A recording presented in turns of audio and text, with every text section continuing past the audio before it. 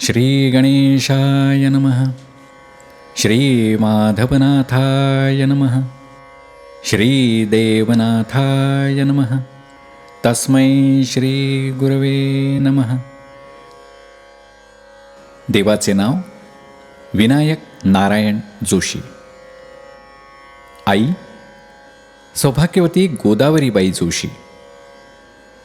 वडील नारायणराव जोशी. जन्म भाद्रपद वद्य सप्तमी शके 1800, गुरुवार, नाशिकजवळ गिरनार ग्रामी. विनायकाचे आई वडील अत्यंत श्रद्धाळू, भक्तिपरायण दाम्पत्य. त्यांचा प्रपंच भिक्षुकीवर चालत असे. सदाचारी असणाऱ्या ह्या परिवाराला भजन कीर्तन नामस्मरण यांची गोडी होती. मोहाडीच्या नानाजी जोशी यांची कन्या गोदावरी ही नारायणराव जोशींची पत्नी. गोदावरीबाईंच्या माहेरी त्यांचे वडील शिष्यांना संथा देत. त्याचा संस्कार बालपणापासूनच गोदावरीबाईंवर झाला होता. एकदा एक शिष्य संहिता पाठ करताना चुकला, तेव्हा लहानग्या गोदानं अगदी बिनचूक घडाघड तो पाठ म्हणून दाखवला. अशा आईच्या पोटी शके 1800 भाद्रपद वद्य सप्तमीला विनायकाचा जन्म झाला. विनायकाच्या बाललीलांनी आई वडील तर आनंदी होत होतेच, पण शेजारी पाजारीसुद्धा प्रसन्न होते. विनायकाची अलौकिक बुद्धी पाहून क्वचित मत्सरही करत. एकदा भाऊबंदांपैकी एका बाईंनी 5 वर्षाच्या विनायकाला 2 पेढे दिले आणि मोहाडीहून मामीनं प्रसाद पाठवलाय असं सांगितलं. लहानग्या विनायकानं ते खाऊन टाकले. घरी आला, त्याला उलटी झाली. त्या पेढ्यातून त्या बाईंनी विष दिलं होतं. विनायकावर भगवंताची कृपा असल्यानं त्यातून तो वाचला खरा, पण जेव्हापासून त्याला पेढे दिले तेव्हापासून त्या बाईंचं पोट मात्र दुखू लागलं. ती गडबडा लोळू लागली. तेव्हा तिच्या पतीनं सांगितल्याप्रमाणे तिनं जाऊन लहानग्या विनायकाची क्षमा मागितली. लहानग्या विनायकानं तिच्या पोटावरून प्रेमानं हात फिरवला आणि परत असं करू नकोस हं असं बजावलं. पुढे विनायक समवयस्क मामा राघोबांबरोबर शिक्षणासाठी मोहाडीला गेला. मामा भाचा जणू राम लक्ष्मणाची जोडी. दोघांना ईश्वर पूजन आवडे मनापासून, ध्रुवासम वाटे दर्शन व्हावे परमेश्वराचे. मोहाडीला मोहाडी मल्ल हे महादेवाचं देऊळ होतं. दोघांनी तिथं जायचं ठरवलं. देव प्रसन्न झाला नाही, त्यानं दर्शन दिलं नाही तर तलवारीनं स्वतःचा शिरच्छेद करून घ्यायचा असं त्यांनी ठरवलं. घरातल्या 2 तलवारींना धार काढून आणली. रात्री सारे निजल्यावर कमरेला शस्त्र बांधलं, अंगरखा चढवला आणि दोघे निघाले. कडी काढल्याचा आवाज त्याच्या मामांना आला. त्यांनी आणि मामींनी मग दोघांची समजूत घातली. रात्रंदिवस घरीच पठण करा, शंकर प्रसन्न होऊन दर्शन देतील असं सांगितलं. शंकराला दोघे नियमित जा. तिथं येणाऱ्या बैरागी गोसावी यांना देव कसा भेटेल असं विचारत. खरे योगी सांगत सद्गुरूच तिथपर्यंत तुम्हाला नेऊन सोडतील, तेव्हा मग सद्गुरूचा शोध घ्या. दोघेही अभ्यासात हुशार होते. व्यायाम करून शरीर संपादन केलं होतं. लेखन वाचन पोहणं याचीही त्यांना आवड होती. विनायक नाशिकला 7वी पास झाला. शिक्षक होण्यासाठी प्रशिक्षण घ्यायला धुळ्याला गेला. 1916 सालापर्यंत चांदवडला शिक्षक म्हणून काम केलं. आपल्या कर्तव्याव्यतिरिक्त इतर वेळ नामस्मरणात व्यतीत होत असे. घरच्यांना चिंता लागली. मग जगन्नाथ वकिलांची कन्या चंद्रभागाच्या घरच्यांनी विनायकाचा विवाह लावून दिला. विनायकरावांना कार्तिक शुद्ध पौर्णिमेला 1903 साली पुत्ररत्न झालं. मुलाचं नाव मुरलीधर ठेवलं, पण मोठ्या मुलाचं नाव घेऊ नये म्हणून त्याला बापू म्हणत. 8व्या वर्षी त्याचं मौंजी बंधन झालं. त्याच्यासमोर वडिलांचा आदर्श असल्यानं तो संध्या शिकला, रुद्र शिकला. असो, पिंपळगावपासून जवळच चक्रतीर्थ नावाचं एक रम्य स्थान आहे. तिथे कुंडात गोदावरी अवतीर्ण झाली आहे. तिथं विनायकरावांनी योग साध्य केला. त्यांना असा दृष्टांत झाला की ह्या पवित्र स्थानी तुकाराम गाथेचं पारायण व्हावं. एकाग्र चित्तानं अहोरात्र पारायण केलं. तेव्हा एके दिवशी साक्षात तुकाराम महाराजांनी त्यांना दर्शन दिलं. वदले ते देवनाथाला, होशील तू योगी भला, पाहुनी तुझ्या तळमळीला, दर्शन द्यावया मी आलो. प्रपंचात मन स्थिर ठेवून सद्गुरूंचा शोध घे, त्यात तुझं परमकल्याण आहे. आता सद्गुरूंचा शोध सुरू झाला. सद्गुरू जिथे जिथे आहे असं कळेल तिथे तिथे ते शोधासाठी निघाले. लहान वय, सतेज वर्ण, गुरुदर्शनाची ओढ, निर्भयता याच्या बळावर ते शोध घेऊ लागले. नाशिक, करंजी, चक्रतीर्थपर्यंत जाऊन आले. त्यांची तळमळ पाहून लोक अचंबित होत. सद्गुरू शोधापायी मन कामात लागेना. मनाला अगदी एकच ध्यास लागला होता, तळमळ लागली होती. आणि तोच स्वप्नात दृष्टांत झाला. बाळा, निवृत्तीचे यात्रेस, पौषवद्य एकादशीस, येतील तुझे गुरु खास, दर्शन तेव्हा घडेल. ज्यांना वेरूळचे महाराज म्हणून ओळखतात ते योगेश्वर आहेत. ते तुझी कामना पुरवतील. ते जेव्हा त्र्यंबकेश्वरला येतील तिथे तू त्यांचा शोध घे. हे ऐकून त्यांचं समाधान झालं. पण त्यालाही 4 महिन्यांचा अवधी होता. पौषवद्यातील एकादशीचा दिवस मेहुणे शंकरराव यांच्यासोबत विनायकराव त्र्यंबकेश्वरला आले. घोडीला पाणी पाजलं, चारा आणायला जातो असं सांगून बाहेर पडले. साऱ्या दिंड्यांमध्ये जाऊन शोध घेऊ लागले. वेरूळचे महाराज कुठे आहेत हो असं विचारू लागले. त्यांची तळमळ पाहून एका वारकऱ्यानं सांगितलं, ते यात्रेला आले आहेत पण दिंड्यांमध्ये नाहीत. बिऱ्हाडी जाऊन शोध घ्या. महाराज वेरूळचे, दिव्य विभूती होते साचे, शिखर आत्मविद्येचे गाठले होते त्यांनी. मेघावीण चातकाची व्हावी तशी विनायकरावांची अवस्था झाली. घरोघरी जाऊन ते शोध घेऊ लागले. मध्यरात्र झाली तरी शोध लागेना. मनोमन शंकरांची प्रार्थना केली. सद्गुरूंची भेट जर न करविशी, शिर हे वाहीन तव चरणासी. अंतःकरणापासूनी प्रार्थना केली शिवाची. आणि विनायकाच्या कानी मंजुळ ध्वनी आला, जाई बाळा परतोनी, इच्छा पूर्ण होईल. रात्रीचा 1 वाजला होता. एका घरी माडीवर सद्गुरू आहेत असं समजलं. धावत तिथवर गेले आणि साष्टांग दंडवत घातला. मनोमन सद्गुरुस्तवन म्हणू लागले. तोच श्रीनाथ माऊलींनी पुढं बोलावलं. बाकी मंडळी निघून गेली.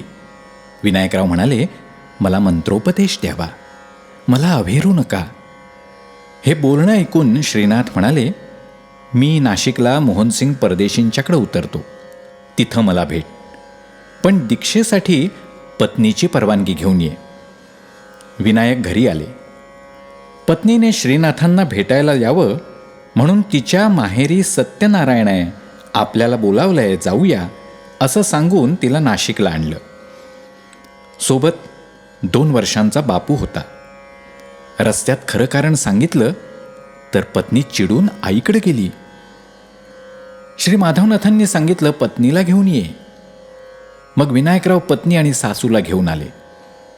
श्रीनाथ सासूबाईंना म्हणाले, जावई अनुग्रह घ्यायचा म्हणतात, तुमची परवानगी असेल तर देतो. सासूबाई म्हणाल्या, अहो तरुण वय, या वयात नेटका संसार करावा, पैसा कमवावा, तर हे काय खूळ. तुम्ही माझ्या मुलीच्या संसाराची माती करताय. तेव्हा नाथांनी समजूत काढली, जशी ती तुमची कन्या तशीच माझीही.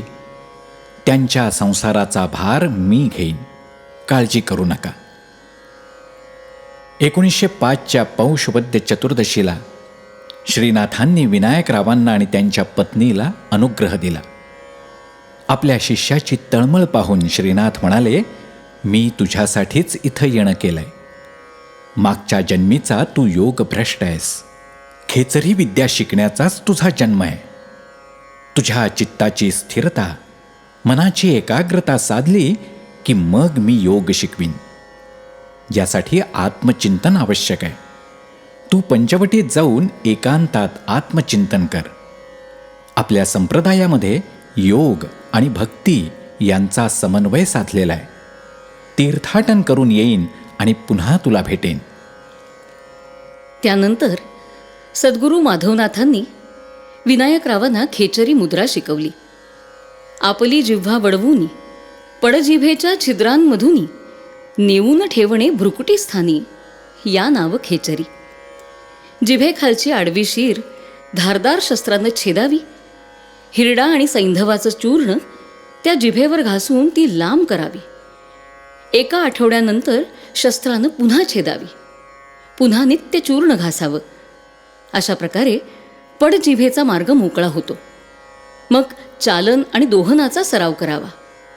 मनी संशय न बाळगता योग्य कृती करत 6 महिने सराव करावा.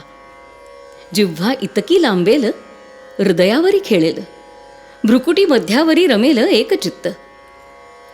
माधवनाथांनी विनायकाकडून या क्रियेची सगळी कृती करवून घेतली. या क्रियेमुळे योगी नित्य अमृत रसपान करतो. अत्यंत कष्टसाध्य अशी खेचरी विनायकानं साध्य करून घेतली आणि गुरुच्या परीक्षेत उतरून योगेश्वर झाले. माधवनाथांनी विनायकाला म्हणजेच देवनाथांना योगमार्गाविषयी विशेष ज्ञान दिलं. योगाचे 8 प्रकार हठयोग, राजयोग, मंत्रयोग, लययोग, चित्ताचा निरोध करून परब्रह्माशी करावे संलग्न, यासी योग म्हणती सर्वज्ञ, हेच जाण तव कार्य. 4ही योग राजयोगाशी संलग्न. त्यासाठी अष्टांग योगाचा अवलंब करावा. यम, नियम, आसन, प्राणायाम, प्रत्याहार, ध्यान, धारणा, समाधी या 8 अंगांचा विस्तृत परिचय करून दिला. यासाठी अहिंसा, सत्य आणि अस्तेय हा मार्ग अवलंबणं आवश्यक आहे, हेही आग्रहानं सांगितलं. अंतःशुद्धीसाठी हठयोगातील क्रिया सांगितल्या. धौती, बस्ती, नेती, त्राटक, लवली, कपालभाती याद्वारे नाडी शुद्ध करावी. गजक्रियेने साक्षात गणेशमूर्ती पाहावी. हे सारं सांगताना करूनही घेतलं. जपाचं महत्त्व सांगून मानस जप आणि उच्चारण जप सांगितला. सद्गुरूंचं महत्त्व सांगून त्यांच्या मार्गदर्शनाखाली योग्य मार्गाचा अवलंब करावा, हेही आवर्जून सांगितलं. प्राणायामाचं महत्त्व सांगताना बंधमुद्रा विशद केल्या. मूलबंध, उड्डियानबंध, जालंधरबंध समजावले. 6 मुद्रा सांगितल्या. खेचरी, भूचरी, अगोचरी, महामुद्रा, विपरीतकरणी आणि व्रजोली या मुद्रांविषयी कथन केलं. देवनाथांना बस्ती क्रिया शिकवली आणि देवनाथ पत्नी चंद्रभागाबाईंना पौन आणि नेती या क्रिया शिकवल्या. ध्यान कसं करावं, मन एकाग्र कसं करावं हे सांगितलं. नाथ म्हणाले, देवनाथा, ध्यानासाठी एकांत जागा निवडावी. ती पवित्र, शुद्ध, निर्मल असावी. इष्टदेवतेचं स्मरण करावं. तिचे गुण चित्ती आठवून स्तोत्र म्हणावं. चित्त पूर्ण एकाग्र करावं. चित्ताची एकाग्रता साधली की ध्येय, धारणा आणि ध्यान ही त्रिपुटी साधते. ध्यानासाठी देवतेची मूर्ती सौम्य असावी. पूर्ण विचारांती एकच देवता ध्यानासाठी ठरवावी. ध्यानी मन चितके स्थिर, तितके ते अत्यंत श्रेयस्कर, याचा अनुभव सत्वर येतो साधकासी. 1907 श्रीनाथ पुन्हा पिंपळगावला आले. त्यांनी देवनाथांना बस्ती क्रियेबद्दल सांगितलं. या क्रियेद्वारे श्री गणेश मूर्तीचं दर्शन होतं, त्याची प्रचिती दाखवली. देवनाथही बस्ती क्रियेसमयी नियमित गणेश दर्शन घेऊ लागले. हा नियम त्यांनी कटाक्षाने शेवटपर्यंत पाळला. ज्या दिवशी असं गणेश दर्शन होत नसे, काहीतरी अशुभ, विपरीत घडत असे. भाद्रपद शुद्ध अष्टमीला देवनाथांना गणेश दर्शन झालं नाही आणि त्याच दिवशी सौभाग्यवती चंद्रभागाबाईंचं निधन झाल्याचं वृत्त आलं. 1914 सालच्या अश्विन महिन्यात पिंपळगावात प्लेगची भयंकर साथ आली. गाव रिकामं झालं. देवनाथांचे शिष्य लक्ष्मणराव त्यांना ताप भरला. दर एकादशीला निवृत्तीनाथांच्या वारीला जायचा त्यांचा नेम होता. तो चुकतो की काय अशी तळमळ त्यांना लागली. तोच देवनाथ त्यांच्या घरी आले आणि म्हणाले, उठा, जा आता वारीला. ताप नाही तुम्हाला. घेऊनी निवृत्ती दर्शनाला परत यावे सत्वर. लक्ष्मणराव वारीला गेले आणि देवनाथ घरी आले आणि स्वतः मात्र तापानं फणफणले. वारी करून द्वादशीला परत येताच लक्ष्मणरावांच्या अंगात ताप भरला. वारी पूर्ण व्हावी म्हणून शिष्याचा ताप देवनाथांनी स्वतःवर घेतला. पुढे 8 दिवसांनी लक्ष्मणराव सुद्धा बरे झाले. नाथांचे शिष्य हरिभाऊ यांनी नाथांचं म्हणणं न ऐकल्यानं त्यांना धंद्यात खोट आली. घरदार विकावं लागलं. त्यांना मदत करण्यासाठी त्यांच्या दुकानी बसण्यासाठी श्रीनाथांनी देवनाथांना आज्ञा केली. यासाठी पिंपळगाव सोडून देवनाथ नाशिकला आले. नित्य दिनक्रम सुरू झाला. ब्राह्ममुहूर्तावर उठून गणेश दर्शन, प्राणायाम, स्नानसंध्या करून कडुलिंब अर्क घेत 6 वाजता दुकानावर येत. बापू 8 वाजता डबा घेऊन येई. 8 ते 10 योगाभ्यास करीत. 10 ते 12 दुकानदारी करीत. संध्याकाळी अनेक भक्तगण त्यांना भेटायला येत. कोणी रोगाने ग्रस्त, कोणी दुःखाने, कोणी पीडित, कोणी काही इच्छा घेऊन येई. देवनाथ त्यांच्या समस्या सोडवत, त्यांना धीर देत, नामस्मरणाचा मार्ग सांगत, अनुग्रह करत. हळूहळू त्रिकालज्ञनाथ म्हणून त्यांची कीर्ती चहूकडे पसरली. श्रीनाथांनी स्वहस्ताने माघ वद्य सप्तमीला सप्ताहाच्या 3ऱ्या दिवशी देवनाथांना भक्तांसमोर बसवलं. तुम्ही लोकांना मार्गदर्शन करण्यासाठी मी आजचा मुहूर्त योजलाय. माझं काम आजपासून तुला करायचंय असं सांगितलं. जे जे कोणी येती, जे जे प्रश्न करीती, द्या उत्तरे यथामती, सहजते स्फुरतील. आता तुझ्या आणि माझ्यात काहीही भेद उरलेला नाही. जणू श्रीनाथांनी देवनाथांना सनाथ केलं. देवनाथही या परीक्षेला उतरले. त्यांनी प्रपंच चालवला, अभ्यासात उत्तम प्रगती केली, हृदयी सतत गुरुस्मरण चालवलं. श्रीनाथांनी देवनाथांना पूर्ण प्रसाद दिला. ही वार्ता सर्व भक्तगणात पसरली. असंख्य आधी व्याधीग्रस्त नाशिकमध्ये येऊन देवनाथांचं दर्शन घेऊ लागले. तीर्थ विभूती देऊन देवनाथ त्यांचं निवारण करत. श्रीनाथ माझ्याकडून सर्व काही करून घेतायत असा भाव मनी ठेवून कार्य सुरू होतं. 1925 साली इंदूरला मोठा नामसप्ताह ठरला. देवनाथांना श्रीनाथांनी बोलावून घेतलं. सरदार किबे यांच्या सरस्वती निकेतनामध्ये गुरु शिष्याची राहण्याची व्यवस्था केली होती. तिथं श्रीनाथांकडे पोटदुखीनं पिडलेला एक भक्त आला. श्रीनाथांनी त्यांना देवनाथांकडे पाठवलं. देवनाथ म्हणाले, पोटात सुई गेलीये. 1 वाटीभर एरंडेल पी आणि हालचाल न करता पडून राहा. उद्या शौच्या वाटे पडून जाईल. आणि अगदी तसंच घडलं. पण पोटात सुई कशी गेली? डॉक्टर देशपांडे तिथेच बसले होते. ते म्हणाले, हा अपराध माझा.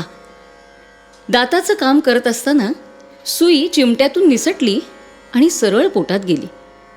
एक्सरे काढून पाहिलं, पण तेव्हा दिसली नाही. देवनाथांच्या अंतर्दृष्टीनं डॉक्टर भारावले. तुकोजीराव महाराजांनी नामसप्ताह योजला होता. भाद्रपद महिना होता. 7व्या दिवशी काला, भोजन, पालखी असा बेत ठरला होता. आणि अचानक आभाळ भरून आलं. घनघोर पावसाची लक्षणं दिसू लागली. पंक्ती कशा बसतील, लोक कसे जेवतील, पालखी कशी निघेल. श्रीनाथांनी देवनाथांकडे पाठवलं. देवपणाची कसोटी होती. देवनाथांनी सांगितलं, जा, मनाप्रमाणे होईल. मिरवणूक उत्तम निघेल, काळजी करू नका. जेवणं झाली. पालखी 5 तास गावात फिरून देवळात परत आली आणि मग धोधो पाऊस सुरू झाला. बापू अर्थात बालकनाथ म्हणजे देवनाथांचा मुलगा, त्याच्यावर श्रीनाथांची कृपा होती. बालपणी कठीण अशी खेचरी त्यानं साध्य केली होती. तो लग्नाविषयी अगदी उदासीन असतो. काय करू, मला मार्ग दाखवा, अशी विनवणी देवनाथांनी केली. त्याच रात्री सप्तशृंगी देवीनं स्वप्नात येऊन वणीच्या गणपतराव दवणे यांच्या मुलीला सून करून घ्या असा दृष्टांत दिला. देवनाथ वणीला निघाले. देवी दर्शन करून गणपतरावांकडे आले आणि त्यांना म्हणाले, आपल्या कन्येला सून म्हणून मागणी घालायला मी आलोय. व्यावहारिकदृष्ट्या ती जरी माझी सून असली तरी पारमार्थिकदृष्ट्या मुलगीच असेल.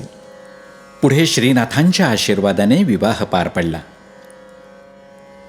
असावी गुरुभक्ती दृढतर, मग कशाचे भय बर. तोच गुरु करुणा कर, निवारण सर्व करीतसे. देवनाथांनी गुरुवर पूर्ण विश्वास ठेवून ठेविले अनंते तैसेची राहावे चित्ती असो द्यावे समाधान, अशा जगण्याचा जणू वस्तुपाठच घालून दिला. दादा कुकडे यांच्या मुलीला जानकीबाईला संबंधबाधा झाली म्हणून ते तिला देवनाथांकडे घेऊन आले. मुलीला देवांच्या पायावर घालून म्हणाले, तारा किंवा मारा. त्यांचा त्रास कमी व्हावा म्हणून देवनाथ सकाळीच जानकीला उठवीत, सोबत आपल्या सुनेलाही उठवीत. दोघींकडून 2 तास प्राणायाम करून घेत. हळूहळू जानकीबाईंचा त्रास कमी झाला आणि त्या देवनाथांच्या शिष्या झाल्या. देवनाथ वणीला राहत असतानाची हकीकत. नित्याप्रमाणे देवनाथ ध्यानाला बसले होते. ब्रह्मानंदी टाळी लागली होती. तोच सप्तशृंगी देवी बालरूपामध्ये नजरेसमोर आली. म्हणाली, एकदा गडावर येऊन जा. येताना पायात वाहणा घालू नकोस. रात्रभर माझ्या सान्निध्यात राहा. ही गोष्ट देवनाथांनी श्रीनाथांना कळवली. त्यांनी निरोप पाठवला, निशंक मनानं जा. त्यानुसार गजानन ब्राह्मणाला घेऊन देवनाथ निघाले. आदल्या दिवशी त्यांनी 9 ब्राह्मणांकडून सप्तशतीचे पाठ करवून घेतले होते. सोबत साग्र संगीत नैवेद्य करून घेतला होता. गडावर पोचले. रात्री आरती झाल्यावर पुजारी म्हणाला, रात्री कुणीही गडावर राहायचं नाही. तेव्हा देवनाथांनी पुजाऱ्याचे पाय धरून मला थांबू द्या हो अशी विनंती केली. सगळे गडाखाली निघून गेल्यानंतर उल्हसित मनानं देवीला म्हणाले, हे अंबिके, तुझ्या आज्ञेनं मी आलोय. मला दर्शन दे, कृतार्थ कर. आणि मग ध्यान लावून जप करत बसले. देवीचं अर्ध शरीर सजीव झालं. देवनाथांनी श्रीनाथांचा धावा केला. देवीचं दर्शन घडवीन असं वचन दिलं होतं. सत्वर या, माता निघून जाईल. देवांनी देवीचा हात पकडून म्हणाले, बसा मातोश्री. देवीचं मुख पूर्वेला होतं, ते उत्तरेला झालं. देवीनं शुभ्र वस्त्र परिधान केलं होतं. तेजस्वी रूप देवनाथांनी आपल्या मनात साठवून ठेवलं. श्रीनाथांनी देवनाथांचं डोकं देवीच्या मांडीवर ठेवलं. देवीनं स्तनपान देऊन देवनाथांवरती कृपा केली. देवनाथांनी हात जोडून देवीला वंदन केलं. गोरक्षनाथांचं दर्शन घडवा असा हट्ट केला. मातेचे वदन तेजपुंज, कोटी रवीहुन आगळे तेज, भाली कुंकुम तिलक विराजे, स्वरूप अवर्णनीयते. जवळजवळ 4 तास हा दिव्य आभास अनुभवायला मिळाला. देवीनं आपलं मुख पुन्हा एकदा पूर्वेकडे केलं. सूर्योदय होताच देवनाथ परतले. ही गोष्ट 1930च्या मार्गशीर्ष महिन्यातली. माधवनाथांनी देवनाथांना दत्ताचं अनुष्ठान करायला सांगितलं. पहाटे 4 वाजता नित्यनेमानं अभ्यासाला बसले. रात्री 9 वाजता जेव्हा बाहेर आले तेव्हा म्हणाले, आजचा दिवस मोठा भाग्याचा. प्रत्यक्ष दत्तदर्शन घडलं. ब्रह्मा विष्णू महेश्वर त्यांच्या दिव्य आभा मुखावर, कमलनेत्र दिव्यतर, हाती दंड कमंडलू, तैसी शंख चक्र गदा त्रिशूल डमरू नाना आयुधा, पायी खडावा पवित्रतरा तेजपुंजमूर्ती ती. प्रत्यक्ष दत्त प्रकटले. म्हणाले, मी प्रत्यक्ष येऊन तुला दर्शन दिलं, आता अनुष्ठान कशाला. तरीही गुरु आज्ञेनुसार देवनाथांनी अनुष्ठान चालूच ठेवलं. पुढे माघ महिन्यात नित्य अभ्यासाच्या वेळी गोरखनाथ प्रकटले. सर्व अंगी भस्म लेपन, वळीने शोभती कर्ण, शैली शृंगी झोळी कथा धारण तेजः पुंजमूर्ती ती. 19 अक्षरात प्राणायामाची माहिती दिली, नाथपंथाचं महत्त्व सांगितलं. जेव्हापासून गोरक्षनाथांचं दर्शन झालं, अभ्यासात वेगानं प्रगती होऊ लागली, नित्य नवे अनुभव येऊ लागले. 1933ला हरिभाऊ पुजारींबरोबर देवनाथ पंढरपुराला गेले. हरिभाऊंनी प्रसादाचे म्हणून दिलेले पेढे देवनाथांनी प्रत्यक्ष विठ्ठलाला भरवले. एकाग्रतेनं रुक्मिणीनाथाचं ध्यान केलं आणि त्याला विनवलं, विठ्ठला एकची मागणे, विठ्ठला एकची मागणे, मजला दर्शन करविणे, ज्ञानेश्वर माऊलींचे जेणे, मन माझे निवेल. पांडुरंगानं तथास्तु असा आशीर्वाद दिला. कार्तिकातल्या एकादशीला देवनाथ ध्यानाला बसले असता ज्ञानेश्वर प्रकटले. देवनाथांना म्हणाले, हा उजवा शंख आणलाय, तो लक्ष्मीदायक आहे, तो तुला सुखसमृद्धी देईल. मज नाही संपत्तीची आस, मज आहे तुमची कास, तुम्ही असता सोबतीस, वाण कशाची मज लागी. देवनाथांनी ज्ञानदेवांचे पाय धरले. कृपादृष्टी करून ज्ञानदेव अदृश्य झाले. 1935 सालच्या पौष महिन्यात हरिभाऊ पुजारी देवनाथांना निवृत्तीनाथ समाधीच्या दर्शनाला जाऊ असं म्हणू लागले. देवनाथ म्हणाले, मी प्रातःकाळी योगाभ्यासाला बसलो असता मी प्रत्यक्ष निवृत्तीनाथांचं दर्शन घेतलं. त्यांच्या समाधी शेजारी सोपान काकांचे पुजारी बसले होते. मी समाधीवर मस्तक ठेवलं, तो निवृत्तीनाथ मला म्हणाले, देवा, तुम्ही आणि श्रीनाथ एकादशीस इथं येण्याची गरज नाही, माझं स्मरण करताच मीच येऊन भेटेन. तेव्हा योगाभ्यासाचा नेम सोडून मी येणार नाही. ज्येष्ठ महिन्यात श्रीनाथ काका कुरडूकरांकडे आले होते. बालकनाथ अर्थात बापू म्हणजेच देवांच्या मुलानं आग्रहानं त्यांना आपल्या घरी बोलावलं. अनायासे गुरुवार होता. देवनाथांनी श्रीनाथांच्या पंक्तीला 50 जणांना आमंत्रण दिलं. खूप जण आले. 3 पंक्ती उठल्या तरी अन्न तेवढंच शिल्लक राहिलं. जवळजवळ 150 जण जेवले. जणू अन्नपूर्णा उतरली. उरलेलं अन्न गोरगरिबांना द्या असं श्रीनाथांनी सांगितलं. दुसऱ्या दिवशी भक्तमंडळींनी ठरवलं, आपणही श्रीनाथांच्या पंक्तीचा प्रसादाचा लाभ घ्यायचा. 200 लोकांचा स्वयंपाक केला. श्रीनाथांसह सर्वांची जेवणं झाली. तोच खेड्यापाड्यातून जवळजवळ 400 जण प्रसाद घ्यायला आले. देवनाथ म्हणाले, चला पत्रावळी मांडा. सर्व भक्तजनांचं यथास्थित भोजन होऊ द्या.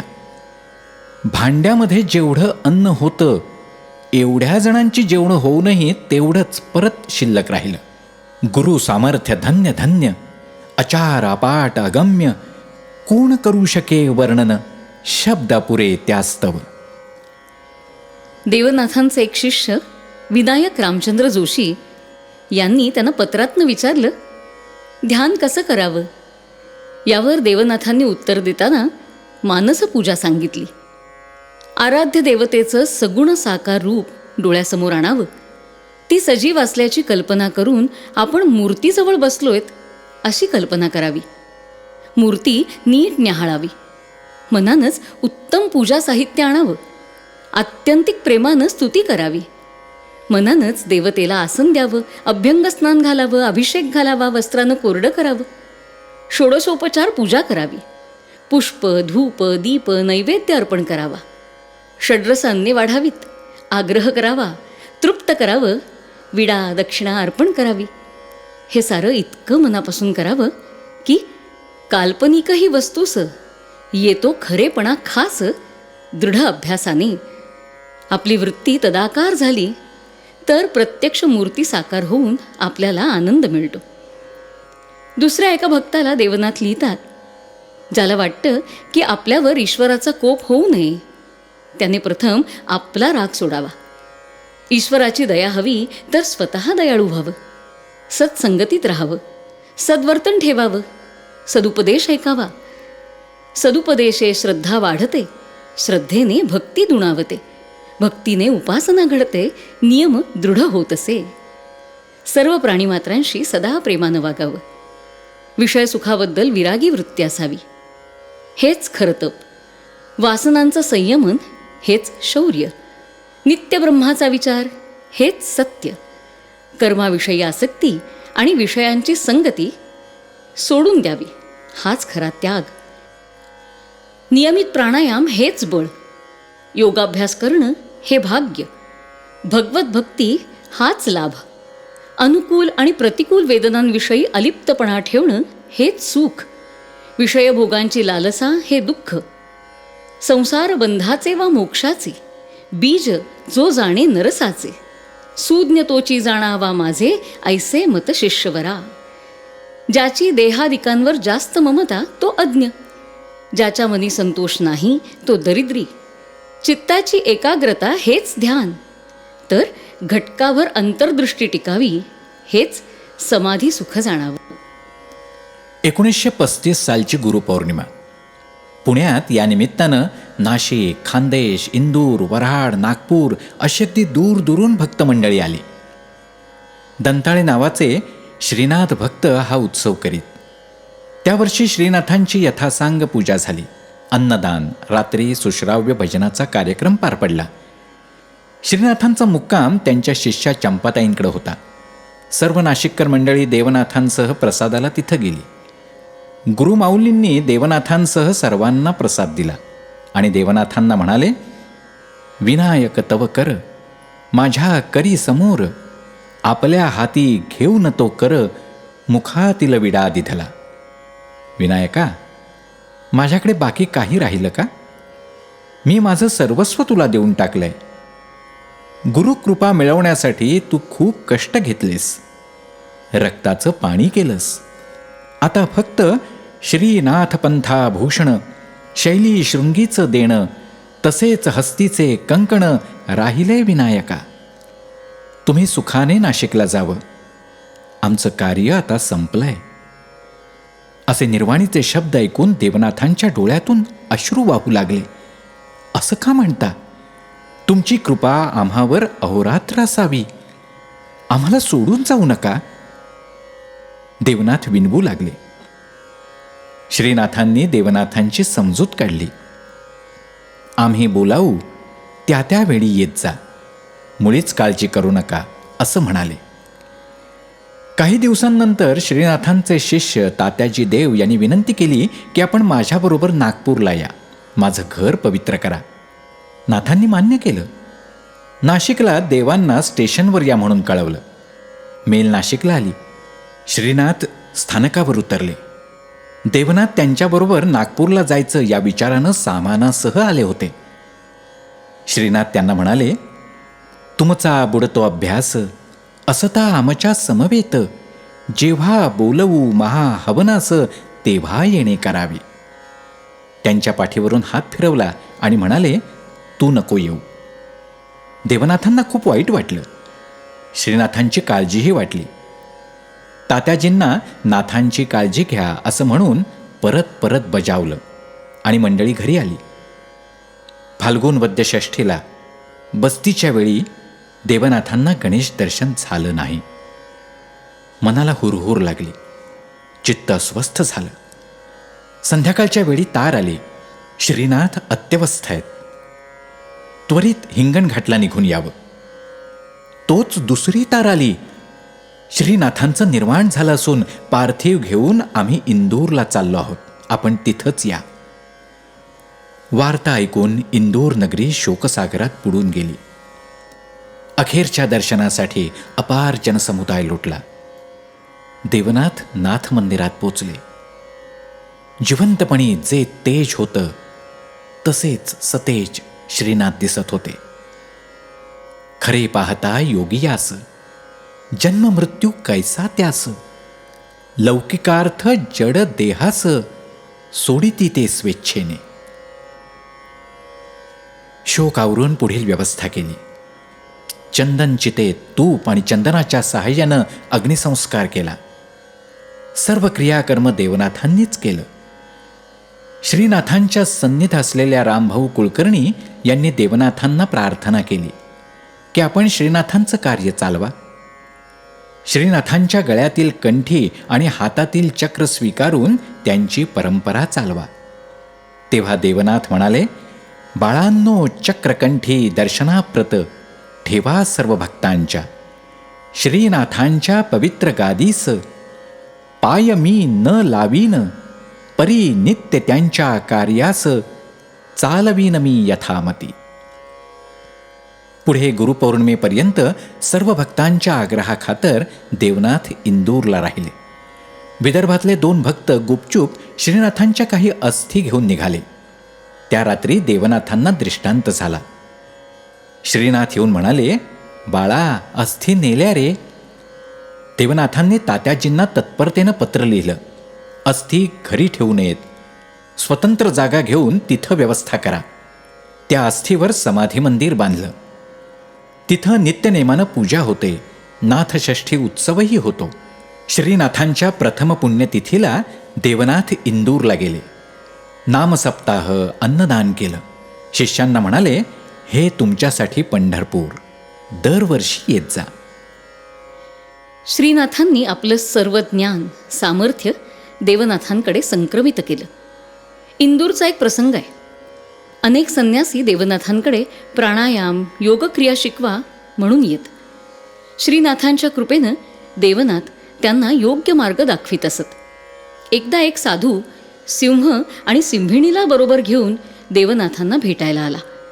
साधू उजवीकडे तर सिंह आणि सिंहीण डावीकडे असं बसून देवनाथांचं बोलणं त्यांनी ऐकलं.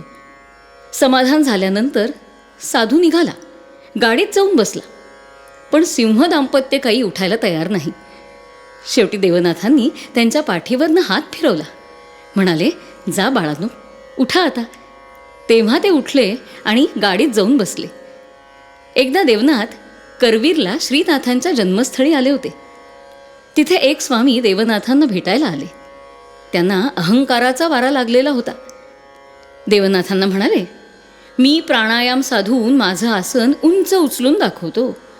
असं म्हणून आसन 3 इंच उंच उचललं. देवनाथांनी प्राणायामाच्या सहाय्यानं आपलं आसन 1 फूट उंच उचलून स्थिर करून दाखवलं. स्वामींचं गर्वहरण झालं. ते देवनाथांना शरण आले. त्यांनी योगाभ्यास शिकायची इच्छा दर्शवली. देवनाथांनी 2 दिवस त्यांना योगक्रिया शिकवली.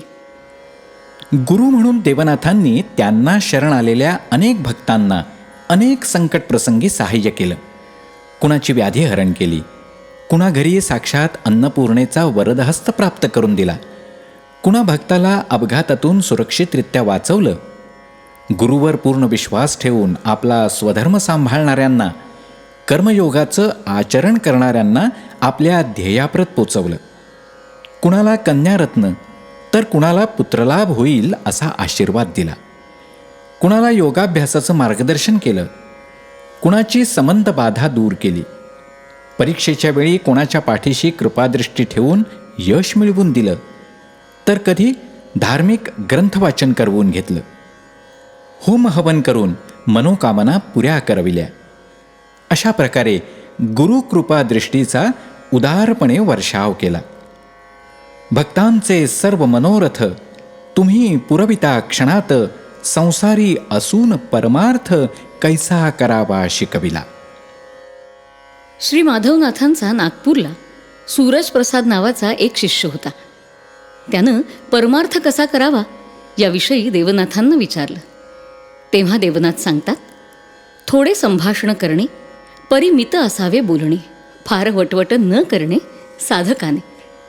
साधकानं परान्न टाळावं, सिद्धासन घालून सद्गुरूंचं ध्यान करावं, दुसऱ्याच्या पैशाची याचना करू नये, आहे त्यात निभवावं, कर्ज काढू नये, मीठ भाकर गोड मानावी, परनारीपासून दूर असावं, प्रपंचातली वागणूक सरळ असावी, सर्वांशी गोड बोलावं, भोजन नियमित असावं, देवदर्शनासाठी भगवंतांनी डोळे दिलेत, नित्य नामस्मरण, गुरुदर्शन, स्नान, पूजा, देवतार्चन नियमानं करावं, कर्तव्य निष्ठेनं पार पाडावं, षड्रिपूंना जिंकावं, भोजनापूर्वी गुरुमाऊलीला नैवेद्य दाखवावा, स्त्रीनं आपल्या पतीलाच दैवत मानावं, आपल्या कर्मांचा दोष दुसऱ्याला देऊ नये, प्रारब्ध हे भोगून संपवावं. जप नियमानं करावा, वैश्वदेव करावा, अग्नीत आहुती द्यावी, कुलधर्म कुलाचार व्यवस्थित करावेत, माता पिता गुरु यांचं आज्ञापालन करावं, ग्रहण काळात सिद्ध मंत्रांची उजळणी करावी, गुरुपौर्णिमा साजरी करावी, गुरुपादुकांना अभिषेक करून प्रसाद वाटावा, दक्षिणायन सुरू झालं की नियमित जप तप अनुष्ठान करावं, नियमित धार्मिक ग्रंथांचं वाचन करावं, दासबोध, गुरुचरित्र, ज्ञानेश्वरी, भागवत, दीपकप्रकाश, नवनाथ चरित्राचं वाचन करावं, व्यंकटेश स्तोत्र, शिवलीलामृत वाचावं, नियमानं शिवकवच, मारुती स्तोत्राचं सुद्धा पठण करावं. अमावस्या पौर्णिमेला वास्तूसाठी नारळ वाढवावा. एकनाथ षष्ठी आणि गुरुपौर्णिमेला गुप्त रूपानं गुरुतत्व उपस्थित असतं, त्याचा नामजप करावा. तपकीर, तंबाखू, पान, सुपारी, नाटक, सिनेमा, तमाशा हे टाळावं आणि जपतप, ध्यानधारणा, प्राणायाम यांची सांगड घालून अभ्यास करावा. आनंदी राहावं, नवविधा भक्ती करावी. श्रवण, कीर्तन, वंदन, अर्चन, पादसेवन, आत्मसमर्पण, नामस्मरण याने मोक्षप्राप्ती होते. असा जो वागेल तो जन्ममरणाच्या फेऱ्यातून सुटेल. 1936 ते 1947 श्री देवनाथांनी श्रीनाथांच्या कार्याला अविरत चालवलं. श्रीनाथांचा शिष्यपरिवार मुंबई, पुणे, इंदूर, भुसावळ, नागपूर, रायपूर, सातारा, कोल्हापुरातही होता. नाथषष्ठीला देवनाथ इंदूरला येऊन भक्तांना मार्गदर्शन करीत असत. 1947 सालचा फाल्गुन महिना. धोपावकरांकडे षष्ठीचा उत्सव झाला.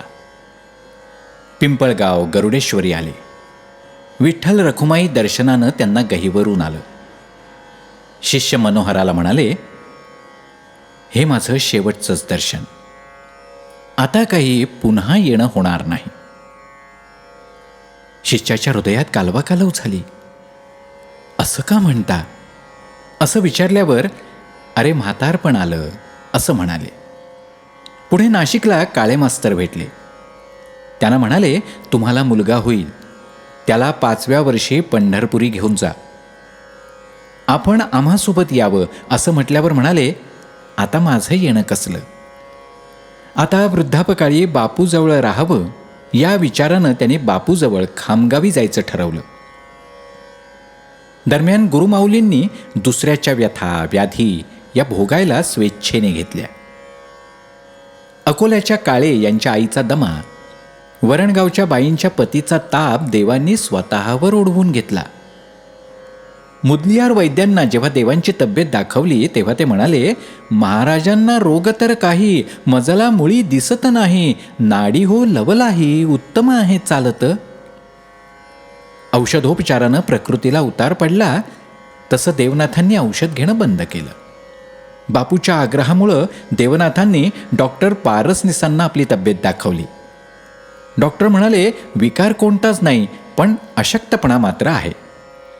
हळूहळू गच्चीवर घरात हिंडणं फिरणं पूर्ववत सुरू झालं. गोकुळाष्टमीच्या दिवशी भजन आरती झाली. पण दुसऱ्या दिवशी सकाळी बस्ती क्रियेच्या वेळी गणेश दर्शन झालं नाही. हे अशुभ चिन्ह आहे असं सूचक वक्तव्य त्यांनी केलं. बापू म्हणाला, आपण मुंबईला जाऊया, मोठ्या डॉक्टरांना दाखवूया. त्यावर देवनाथ म्हणाले, मला काही होत नाही, व्यर्थ खटाटोप करू नका, मी मुळीच औषध घेणार नाही. एकादशीचा दिवस आला. सर्वांचे फराळ आटोपले. बापूकडून काही औषधी वनस्पती आणवल्या. काळे आणि घाटोळे गुरुजींकडून त्याचा रस काढून घेतला. स्वतःच्या प्रतिमेचे ध्यान करण्यास सांगून त्या दोघांना प्रसाद दिला. 11 सप्टेंबर 1947 अशी तारीख घालून स्वतःच्या प्रतिमेच्या 15 प्रती घाटोळे मास्तरांच्याकडे दिल्या आणि नागपूरच्या शिष्यांना त्या रजिस्टर पोस्टानं पाठवायला सांगून पैसेही दिले. विश्रांती न घेता पत्रलेखनाला बसले. खामगावी गुरुवार हा आठवडी बाजाराचा दिवस. बापू बाजारहाट करून संध्याकाळी आले तो देवनाथ शौचाला गेले होते. तिथे श्वास लागला, घामाघूम झाले. आता या जीर्ण वस्त्रास जपावयाचे किती दिवस, आटोपणे आता उचित खास वाटते मज बाळांनो. हे ऐकून बापू म्हणाले, का अशी निर्वाणीची भाषा बोलता? नातू शरदला जवळ बसवून अत्यंत प्रेमानं त्याच्या डोक्यावरून हात फिरवत देवनाथ म्हणाले, नित्यनियमानं अभ्यास करीत जा. मी उद्या दूरच्या यात्रेला जाणार आहे. सुनेला जवळ बसवून प्रकृतीला जपत जाऊ, तुझी चिंता वाटते, असं म्हणाले. एकादशीचं भजन रात्री 9 वाजता आटोपलं. 3 पर्यंत पलंगावर जागत बसले. पहाटे 4च्या सुमाराला सुनबाईला हाक मारली. तिनं थोडंसं दूध दिलं. बापू डॉक्टरांना बोलवायला गेले. इकडे देवनाथांनी पद्मासन घातलं, श्वास निरोध केला, दृष्टी भ्रूमध्यावरती स्थिर केली आणि ब्रह्मपदी लीन झाले. सुनेला वाटलं रोजचा अभ्यास चालू आहे, पण 10 मिनिटं झाली तरी श्वास खाली आणेनात. तिनं त्यांचं डोकं मांडीवर घेऊन मुखामध्ये दुधाचा घोट घातला, पण ते दूध बाहेर आलं. डॉक्टर आले. नाडी पाहून बापूला म्हणाले, ही जीर्ण काया सोडून नाथ झाले ब्रह्मपदी लीन. आपुली प्राणज्योत अर्पून महाज्योतीत बापू हो. नाथ सोडून गेल्याचं ऐकून खाम गावात शोकसागर लोटला. देवनाथांचा चेहरा अत्यंत शांत, तेजस्वी दिसत होता. जणू ते निद्रेतच आहेत असं भासत होतं. शुक्रवारी दिवसभर भक्तगणांनी भजन केलं. अमरावती, वर्धा, नागपूर, जळगाव, इंदूर इथं तारा केल्या. शनिवारी सकाळी दूरवरून भक्तगण अंत्यदर्शनाला आले. आरती झाली. बुक्का फुलं अर्पण केले. टाळ मृदंगाच्या गजरात ही यात्रा निघाली. दहनभूमी गोमयानं सारवून चंदनाची चिता रचली होती. तूप, कापूर यांच्या समवेत मंत्र उच्चारांनी चितेला अग्नी दिला. जड अंतःकरणानं मंडळी घरी गेली. घरी आल्यावर बापू देवनाथांच्या खोलीत गेला. तो तिथं मूर्तिमंत देवनाथांचं दर्शन झालं. मी नित्य तुमच्यामध्येच आहे हे जणू देवनाथांनी दाखवून दिलं. नाशिकला धोपावकर यांनी पुढच्या साऱ्या दिवस कार्याची व्यवस्था केली. फाल्गुन वद्य द्वादशीला तिकडे दहनभूमीवर खामगावी शिष्य बर्डे यांनी छत्र बांधून घेतलं. बापूंनी मुंबईला जाऊन संगमरवरी पादुका आणल्या. त्यांची तिथं स्थापना केली. सगळीकडून भक्त मंडळी आली. ब्राह्मण भोजन, पूर्णारती झाली. 1948 सालच्या पहिल्या पुण्यतिथीला नाशिकला मखमलाबाद नाक्यावर हेमकुंज वस्तीत बापूंनी जागा घेतली. तळघरात देवनाथांच्या अस्थी ठेवून वर समाधी मंदिर बांधलं. पादुकांची स्थापना केली. मुरलीधराची सुंदर मूर्ती स्थापन केली. सभामंडप बांधला. गोकुळ अष्टमी ते द्वादशीपर्यंत तिथं वार्षिक उत्सव होतो. जसा ज्याचा भाव असतो तसा देव त्याला भेटतो. तोच भाग्यवंत भक्त त्यास्तव श्रीनाथ मूर्तिमंत, प्रकटुनी पुढे सतत दाविती मार्ग मोक्षाचा. तुम्हा वाटतील गुरु गेले, परी नाही ते येथेच रमले, अनुभवा हो तुम्ही सगळे सत्य सत्य त्रिवाचा. सोळके नावाचे शिष्य होते. त्यांना देवनाथांची पोथी व्हावी अशी तळमळ लागली होती. देवांनी दर्शन देऊन सांगितलं, ओवीबद्ध चरित्र होईल. ज्यांनी देवांना पाहिलं नव्हतं त्या सत्पुरुषानं देवचरित्र ओवीबद्ध केलं. आजही गुरुमाऊलीच्या कृपेची अनेकांना प्रचिती येते. म्हणून अहो भक्तवर तरावया भवसागर, गुरुकृपा खरोखर नौका आहे संसारी.